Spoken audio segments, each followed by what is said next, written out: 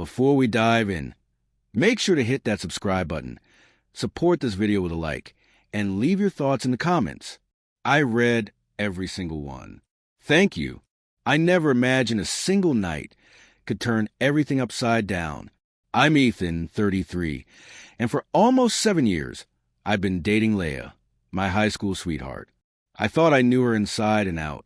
Every laugh, every sigh, every little habit that made her, her. We had routines, inside jokes, even a Saturday morning coffee ritual. Life wasn't perfect, but it felt safe, comfortable. I liked that comfort. That Friday night, we were at a friend's wedding. I wore my dark navy suit, a tie I knew she loved, and polished my shoes so they mirrored the chandelier lights above. Leah looked breathtaking. Her emerald green dress fit her perfectly, and her hair was elegantly twisted over her shoulder. She glowed, effortlessly capturing everyone's attention. I was proud. I was happy. And then it happened. I stepped away for a moment to check my phone. When I looked back, she was twirling in someone else's arms. Not just dancing, laughing like I didn't exist. Her hand rested on his shoulder in that familiar, gentle curve she once used on me. And that smile, my smile, now belonged to him. My chest tightened. My stomach sank. I froze, trying to convince myself it was nothing. Maybe it was innocent. Maybe she was just being friendly. But deep down, I knew that spark, the one I thought we kept alive for 7 years, was gone. It belonged somewhere else. I forced a smile, clapped when the song ended, poured a drink, and tried to make small talk with friends.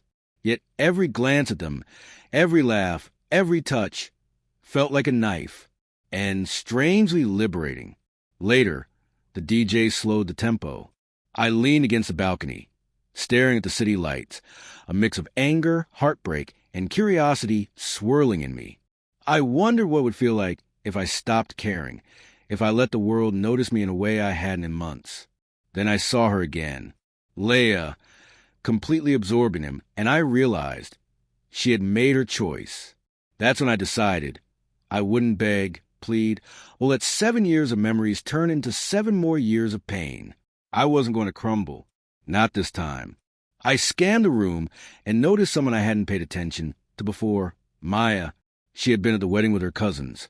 Quiet, laughing softly to herself, mostly sitting alone. There was something magnetic about her calm presence. Her smile was gentle, confident, drawing you in without demanding attention. Impulsive, maybe reckless. But I walked over and introduced myself. Our conversation started light. Jokes, smiles, shared stories. And then she asked me to dance. I hesitated. The temptation to punish Leah by moving on quickly was strong. But I realized I wasn't doing it for revenge. I was doing it for me, for the part of me that deserved to feel seen again. Her hand found mine. We moved with the music, and something shifted. My chest loosened. My mind cleared. For the first time that night, I laughed genuinely. Not the forced, bitter laugh I gave friends. Not the half smile I plastered while watching Leah. But real laughter. Leah's eyes met mine across the floor. A flicker of recognition, maybe jealousy. But I didn't look back. Couldn't. Maya led me through the crowd, spinning, twirling, holding me close, but not too close. No past, no judgment. Just a fleeting moment where the world felt right again. Life doesn't wait for us to be ready. People come and go. Choices are made. The only thing we truly control is how we respond. That night, I chose to stop dwelling. I chose to stop waiting for someone who had already decided. The next morning, I woke with clarity. No pounding head, no aching chest, no lingering bitterness. Just quiet awareness that things had shifted. I hadn't contacted Leah. I hadn't confronted her. I just existed, feeling lighter than I had in months. I didn't know Maya's last name, her number, or where she lived, only that she existed. And in one evening, she reminded me that connection isn't something you beg for. It happens when you allow yourself to be open. In the weeks that followed, I didn't ignore Leah entirely, but I stopped chasing her. She sent texts, casual check-ins, or photos from parties I wasn't invited to. I didn't respond. 7 years of waiting to be noticed shouldn't be answered with a shrug. Respect yourself first. Ironically, Life reintroduced Maya. She was working at a coffee shop near my office. The universe has a strange sense of humor. I order my usual latte. She was there, smiling like she knew we'd meet again. Conversations were short at first, laughs, shared taste in music. But each interaction made it clear this wasn't about replacing Leia. It was about discovering someone new who truly saw me, laughed at my jokes, and made my chest tighten, not suffocating, but alive. About a month later, we went to a small local dance. Nothing fancy, just live music and string lights. I was nervous, not about her, but about myself. Could I let someone into the corners of my heart, reserved for Leia? Maya held my hand, that gentle, confident grip, and I smiled without reservation.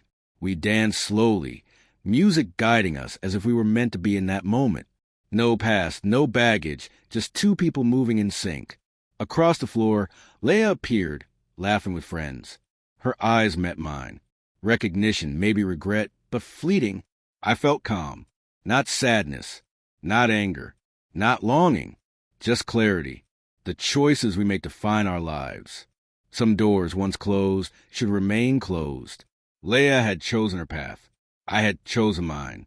For the first time in years, I was moving forward, not backward.